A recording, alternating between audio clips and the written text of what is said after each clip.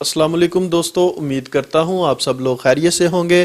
آج ہمارے ساتھ پی ایم ایل این اور نواز شریف کے ایک نظریاتی کارکن موجود ہیں جن کا نواز شریف سے شکوہ ہے، جن کا پی ایم ایل این کے ساتھ شکوہ ہے۔ ان کی ایک غلطی کی طرف وہ اشارہ کر رہے ہیں۔ سپورٹرز تو ان کے جانثار ہیں، نواز شریف سے بہت پیار کرتے ہیں، تو دیکھتے ہیں کہ وہ اپنے لیڈر کی کس غلطی کی طرف اشارہ کرتے ہیں۔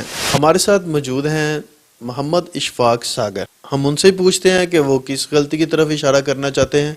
السلام علیکم جی وعلیکم السلام۔ آپ تو بڑے چاہنے والے ہیں نواز شریف کے، انہیں بڑا پیار کرتے ہیں، محبت کرتے ہیں، ان کے لیے دعائیں کی ہیں جب وہ پچھلے دنوں میں بیمار تھے، آج سے 4-5 سال پہلے کی بات ہے۔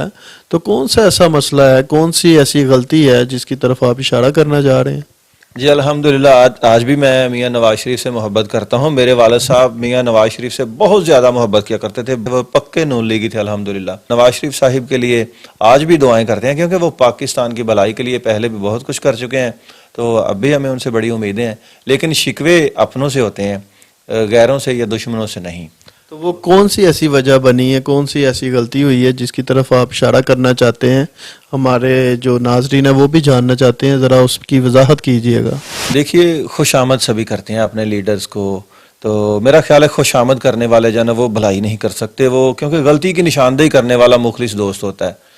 ماضی میں بھی اس طرح کی ایک غلطی ہوئی تھی۔ ابھی قاضی فائز عیسیٰ صاحب ایک فیض آباد دھرنے کا ذکر لے کر بیٹھے رہتے ہیں۔ اکثر نون لیگ کے جو لیڈرز ہیں، جو منسٹرز ایم این اے حضرات ہیں، وہ بھی اس کا ذکر کرتے ہیں۔ میں وہ یاد دلانا چاہتا ہوں کہ جب ممتاز قادری صاحب کو پھانسی دی گئی تھی، پھر اس کے بعد کیا ہوا آپ نے دیکھا کہ نواز شریف کا ووٹ بینک تھا یہ سارا اہل سنت و جماعت، جتنا یہ مذہبی طبقہ، جتنے بھی تقریباً سمجھ لیں کہ تیسرے یا چوتھے نمبر پر پاکستان میں تحریک لبیک نے جو ووٹ حاصل کیا تھا وہ کس کا ووٹ تھا؟ سارے کا سارا نواز شریف کا ووٹ تھا۔ اور کیوں ٹوٹا؟ کس نے توڑا؟ وہ عمران خان نے نہیں توڑا، وہ زرداری نے نہیں توڑا۔ تو پھر کس نے توڑا؟ دیکھیں، میاں نواز شریف صاحب کی حکومت تھی، راتوں رات ممتاز قادری صاحب کو پھانسی دینے والی غلطی کر لی تھی۔ بچے کی زبان پر یہ جملہ ہے کہ نواز شریف صاحب نے ممتاز قادری صاحب کو پھانسی دینے والی غلطی کی تھی اور اس کے بعد پھر اس کی سزا ہم سب نے بھگتی ہے۔ آپ تھوڑا ماضی میں جائیں نا، تو ممتاز قادری صاحب نے کیا کیا تھا؟ گورنر سلمان تاثیر کو قتل کیا تھا۔ وہ گورنر سلمان تاثیر جو پیپلز پارٹی کا تھا، جو گستاخ آسیہ ملعونہ کی حمایت کر رہا تھا، پیپلز پارٹی کا وہ گورنر تھا۔ سر، آپ کا کہنے کا مقصد ہے کہ جو ممتاز قادری کو پھانسی دی ہے وہ نواز شریف نے غلط کیا ہے، یہ آپ کہنا چاہ رہے ہیں؟ جی دیکھیں، پیپلز پارٹی کی حکومت آئی، زرداری نے اپنی حکومت کے 5 سال بڑی خاموشی سے گزار لیے، یعنی وہ بھی اس فیصلے پر عمل درآمد کروا سکتا تھا، لیکن اس نے بڑی چالاکی سے 5 سال گزار لیے۔ تو یہ فیصلہ تو عدالت نے کرنا ہوتا نہ کہ نواز شریف نے۔ جب نواز شریف کی حکومت تھی 2016 کو، چپکے سے رات کو خاموشی سے ممتاز قادری صاحب کو پھانسی دے دی گئی۔ کس کے لیے دی گئی؟ وہ ان کا جو دشمن تھا سلمان تاثیر، اس کے لیے انہوں نے پھانسی دی تھی۔ جس طرح زرداری خاموش رہا تھا، نواز شریف صاحب بھی اپنا وقت گزار لیتے۔ تو اس کا نقصان کیا ہوا؟ اس ایشو پہ تو کیپٹن صفدر نے بھی بڑا احتجاج کیا تھا، اور کیپیٹل ٹاک ایک شو ہے احمد میر کا، اس میں بھی اس نے بڑا گلہ کیا تھا کہ میں نے بھی منع کیا تھا۔ تو اس کا نقصان پھر کیا ہوا نون لیگ کو؟ دیکھیں، نواز شریف صاحب سے عوام بڑی محبت کرتی تھی، نواز شریف صاحب کا ووٹ بینک بہت مضبوط تھا، ان سے بڑی امیدیں وابستہ تھیں، یہ ملک کی خدمت کر بھی رہے تھے۔ ممتاز قادری صاحب کو پھانسی دینے کے بعد کیا ہوا؟ تحریک لبیک مارد وجود میں آئی۔ تحریک لبیک کہاں سے آئی؟ یہ سارا ووٹ بینک نواز شریف کا تھا۔ آپ نے 2018 کے الیکشن میں دیکھا کہ تحریک لبیک نے پنجاب میں اور پاکستان میں تیسری اور چوتھی پوزیشن پر سب سے زیادہ، یعنی کہ ووٹ حاصل کرنے والی تیسری اور چوتھی پوزیشن پر یہ آئے تھے۔ پھر اس کے جو نقصانات ہیں ان کی فہرست بہت لمبی ہے اور اس کو ہم سب نے بھگتا ہے۔ نواز شریف نے بھی، نون لیگ نے بھی، پاکستانی عوام نے بھی، پاکستان کی معیشت تباہ کر دی گئی، مذہب کے اوپر حملے ہوئے، اس کے نقصانات میں گنوا نہیں سکتا یہاں پر۔ سوری میں آپ کی بات کاٹ رہا ہوں، تو عمران خان کے دور میں آسیہ ملعونہ کو اس ملک سے فرار کروایا گیا، اس بارے میں آپ کیا کہیں گے؟ دیکھیں جی، عمران خان کا تو منشور ہی یہی تھا، وہ تو آیا ہی مغربی طاقتوں کو خوش کرنے کے لیے تھا، کیونکہ انہی کا ایجنڈا تھا۔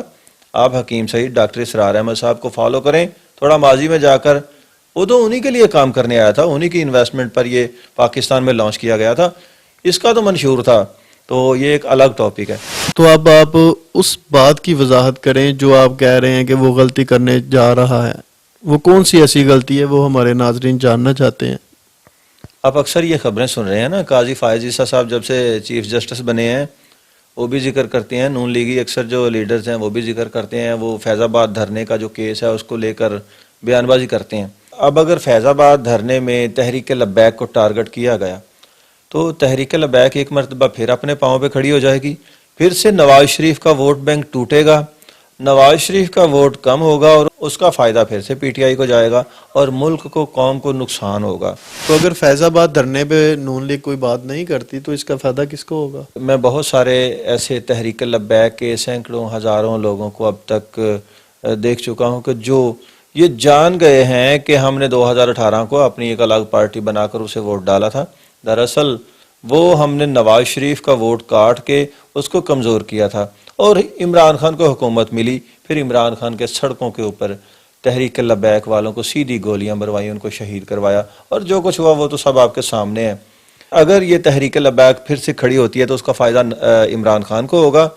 تو بہت سارے ایسے تحریک لبیک کے لوگ ہیں جو یہ سوچ رہے ہیں کہ ہمیں نواز شریف کو ووٹ ڈالنا چاہیے کیونکہ نواز شریف ہی اس ملک کی تقدیر بدل سکتا ہے. اگر ہمت ہے تو ضرور ان کرداروں کو سامنے لائیں کہ کنہوں نے ختم نبوت کے حلف نامے میں تبدیلی کروائی تھی، ان کے مقاصد کیا تھے، ان کے پیچھے کون لوگ تھے. اب یہ فیض آباد دھرنے کے ساتھ فیض حمید کو جوڑ رہے ہیں. فیض حمید کا اس کے ساتھ کیا تعلق تھا؟ فیض حمید تو خود ٹی ایل پی کا سب سے بڑا دشمن تھا، پاکستان کا، اسلام کا سب سے بڑا دشمن تھا. اگر ان لوگوں کو انہوں نے پکڑنا، سزا دینی ہے، فیض حمید، شیخ رشید، عمران خان، فواد چودھری وغیرہ وغیرہ، سینکڑوں کیسز ہیں ان کے، کرپشن کے، لوٹ گھسوٹ کے، بہت ساری بدعنوانیوں کے. یہ فیض آباد دھرنے کے ساتھ ان کو نہ جوڑیں کیونکہ فیض آباد دھرنا جو ہے نا وہ ختم نبوت کے حلف نامے میں تبدیلی کی وجہ سے ہوا تھا. تبدیلی کرنے والے کرداروں کو سزا دیں. عوام کا حق تھا احتجاج کرنا، سو وہ انہوں نے کیا. اچھا، آپ کا کہنے کا مقصد ہے کہ اس جو دھرنا ہے اس کے ساتھ ان کو نہ جوڑیں اور ان کے اوپر بہت زیادہ کرپشن کے کیس ہیں، ان کیس میں اگر کوئی کارروائی کرنی بنتی ہے تو کرے. آپ یہ کہنا چاہ رہے ہیں؟ جی بالکل. تو اب طریقے لبیک اور سعد رضوی کو آپ کیا مشورہ دینا چاہ رہے ہیں اور آپ ان کو کس کے ساتھ دیکھ رہے ہیں؟ دیکھیں، میری مشورہ نہیں، وہ بڑے لوگ ہیں، میں ان سے ایک التجا کر سکتا ہوں کہ سعد رضوی صاحب، میاں نواز شریف صاحب، دونوں پارٹیوں کی قیادت سے میں ہاتھ جوڑ کر اپیل کرتا ہوں کہ اپنے ملک کی خاطر جو ماضی میں جو غلطی ہوئی نا، بار بار اس کو آگے نہ لائیں اور ایسی غلطیاں نہ کریں، ان کو نہ دہرائیں. پاکستان کو ان دجالی مہروں سے پاک کرنے کے لیے ٹی ایل پی اور پی ایم ایل این اور جے یو آئی جتنی بھی پارٹیاں ہیں ان کو ایک پلیٹ فارم پر اکٹھے ہو کر اب پاکستان کی عوام کی خاطر متحد ہو کر ایک جگہ پر الیکشن لڑیں. اس فتنہ دجالیہ کو پاکستان سے جڑ سے اکھاڑ کر باہر پھینکیں. دوستو، جیسے کہ آپ نے دیکھا اشفاق بھائی نے کیا میسج دیا اپنی قائدین کو، خاص طور پہ نواز شریف کو. ان کا یہی کہنا ہے کہ یہ جو فیض آباد دھرنا ہے اس کے اوپر سیاست نہ کی جائے کیونکہ وہ سب کچھ واضح تھا. وہ ختم نبوت کے جو قانون میں انہوں نے چینجنگ کی تھی اس کے اوپر تھا. اگر کاروائی کرنی ہے تو اور جو کرپشن کی ہے ان لوگوں نے، بہت بہت بڑی کرپشن کی ہے، اس ملک کے ساتھ کھلواڑ کیا ہے، ان کیسز کے اوپر ان کے اوپر کاروائی کریں. اب ملتے ہیں اب آپ کو نیکسٹ ویڈیو کے ساتھ، تب تک کے لیے اللہ حافظ.